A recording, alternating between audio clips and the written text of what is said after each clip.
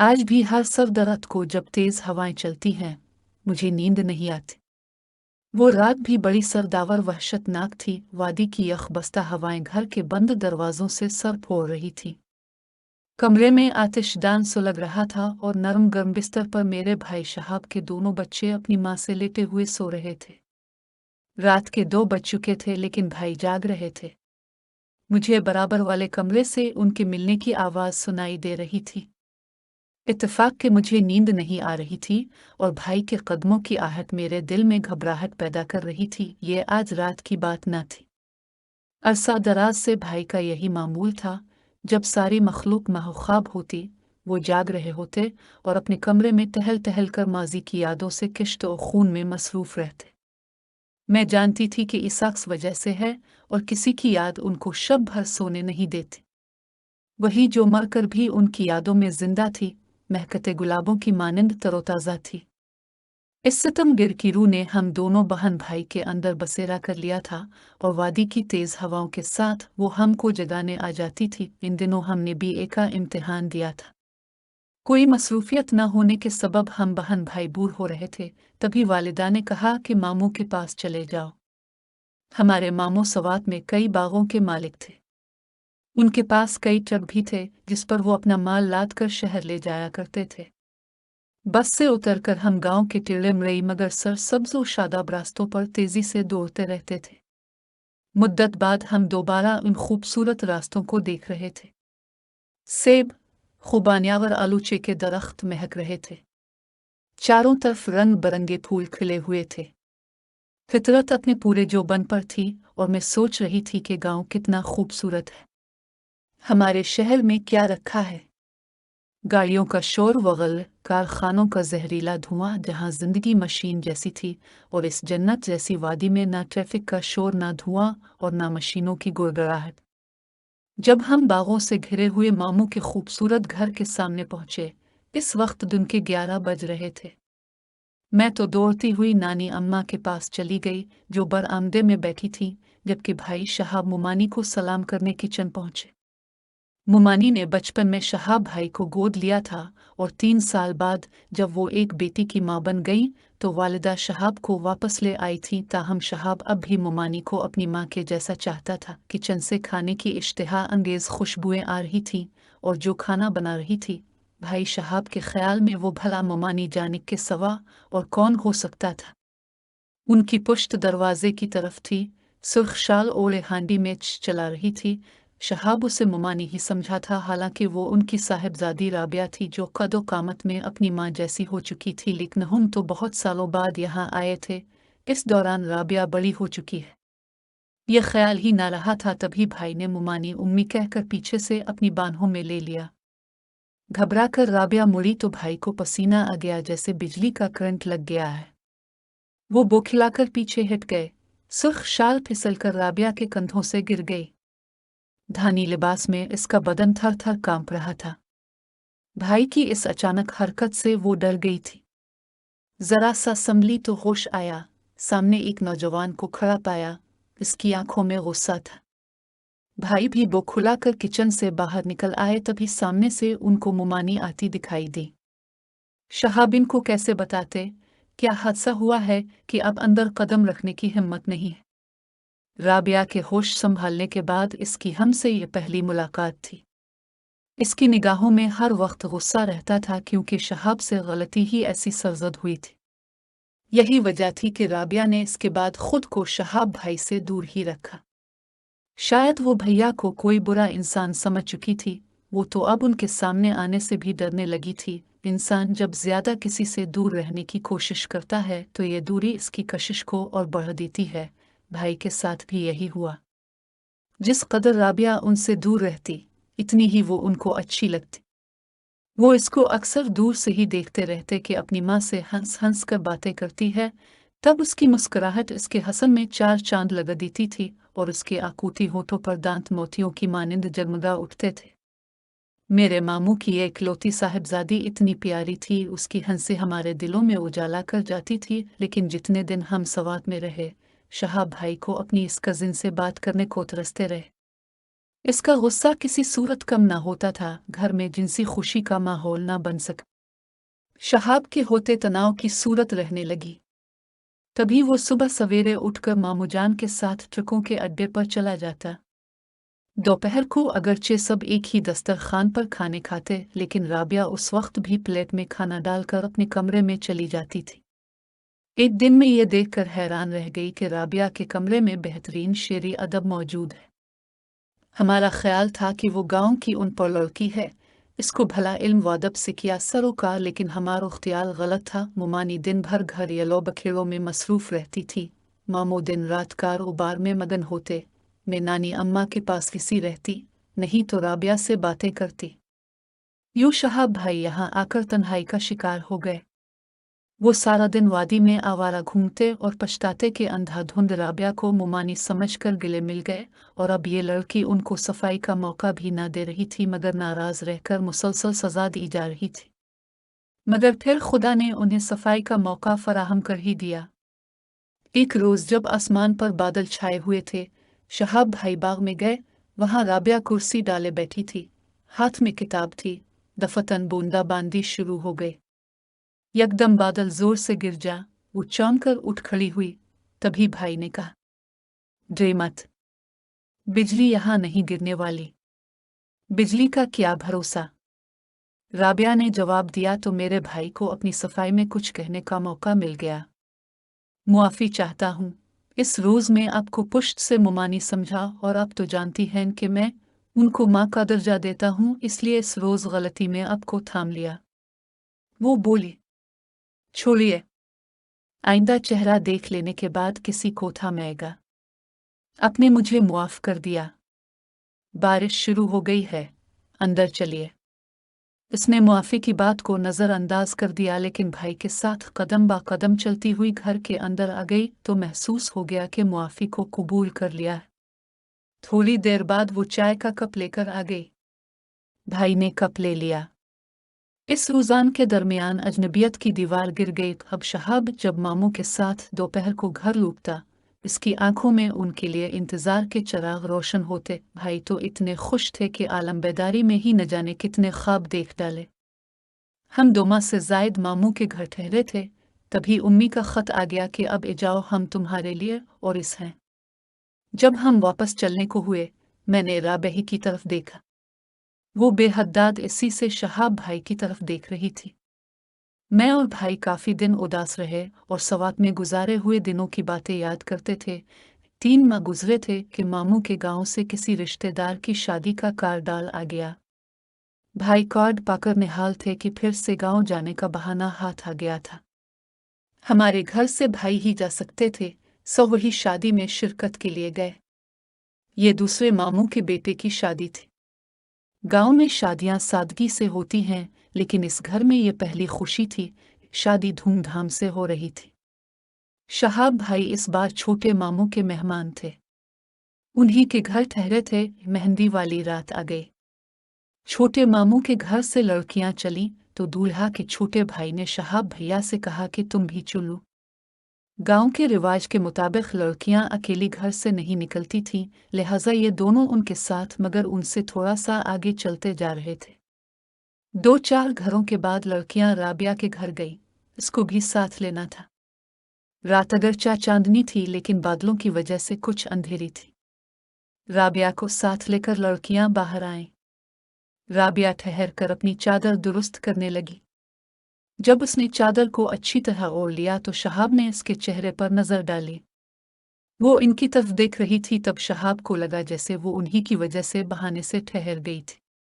वो चंद मिनट ठहर कर भाई को देखती रही। लड़कियां आगे निकल गईं तो अदील की आवाज आई, या शहाब, चलो भी अब, क्या कर रहे हो?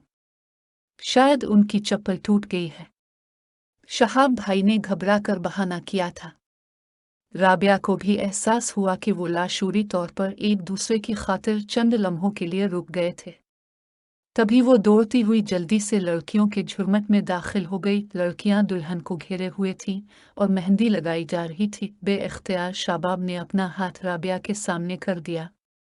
मेहंदी का थाल इसी के सामने रखा था। इसने उंगली से उनकी हथेली पर मेहंदी लगा दी। वो रात शहाब की जिंदगी की एक यादगार रात थी। जब ये दोनों रिश्तेदार लड़कियों को हुजरे में पहुंचा कर आए तो राबिया का चेहरा भाई की आंखों में था, क्योंकि इसने बहुत खूबसूरत कपड़े पहने हुए थे और सब लड़कियों से अच्छी लग रही थी। शादी की तकरीब खत्म हुई तो इसका बड़े मामू के घर जाना हुआ, जहां राबिया से आलूचे के बाग में मुलाकात हो गई। शहाब ने इसे बता दिया कि वो कल वापस जा रहा है। राबिया ने इसे बताया कि उम्मी जान कहती हैं जो घर दामाद बनेगा मैं इसी से बेटी की शादी करूंगी और उसका पुलिस अफसर होना भी शर्त है। शहाब, तुम ये शर्त अपने वालिदैन से मन्नो लेना, कहीं ऐसा ना हो कि हम इस शर्त की भीन चढ़ जाएं। ये कहते हुए इसकी आंखों से आंसू बह निकले। उन्होंने कहा, मैं वादा करता हूँ राबिया, हर कीमत पर यह मुलाजमत हासिल करूंगा। शहर आकर भैया ने अबू से कहा कि पुलिस में नौकरी करना चाहते हैं, रिश्वत भरी या सिफारिश जिस तरह भी हो इसको पुलिस इंस्पेक्टर बनवा दे। वालिद ने काफ़ी कोशिश की। दूसरे महकमे में तो अच्छी मुलाजमत मिल सकती थी, लेकिन पुलिस के महकमे में नहीं मिल सकी। उम्मी जान राबा को बहू बनाने पर खुश थी। वालिद साहब भी राजी थे। वो मामू के घर रिश्ते का इंडिया लेकर 2-3 बार गए भी, लेकिन मुमानी की अजीब शराइत के सबब बात न बनी। पुलिस की मुलाजमत दिलवाना अबू के बस की बात न थी। वालिदा और नानी ने मिन्नत समाजत करके मुमानी से ये शर्त हटवाई, मगर घर दामाद वाली शर्त पर वो बदस्तूर उड़ी रही। कहा कि मेरी एक ही बेटी है, इसको खुद से जुदा करके नहीं भेज सकती। दरअसल वो इसी बहाने हमको टालना चाहती थी। उधर वालिद साहब को ये शर्त मंजूर न थी और घर दामाद बने पर तो भाई भी तैयार न थे। वो क्यों कर बुढ़ापे में अपने वालिदैन को छोड़ देते और मामू के घर जा बसते। मामू मुमानी खामोश थे, तो हमने यही समझा कि वो कुछ और मिन्नत समाजत करवा कर ये रिश्ता हमको ही देंगे।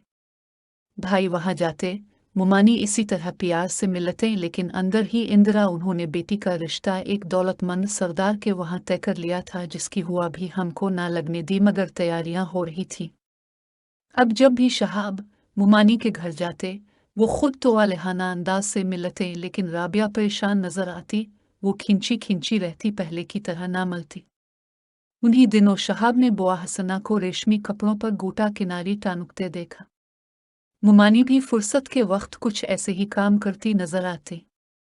शहाब को खुशगुमानी कि इसकी और राबिया की शादी की तैयारियां हो रही हैं, ताहम वो हैरान था कि राबिया की गुलाबी रंगत क्यों मांद पड़ती जा रही है।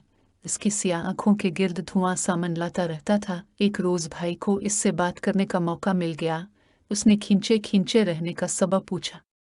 वो चुप रही। सवाल किया कि तुमको क्या परेशानी है, उदास रहने लगी हो। राबिया ने कोई जवाब ना दिया। शहाब ने बिलाखिर मुमानी से ही पूछ लिया कि राबिया क्यों खफा है और अब क्यों कपड़ों पर गोटा किनारी लगाती रहती हैं, जबकि वो मेरे साथ शादी पर खुश नहीं। तुम्हारे साथ शादी?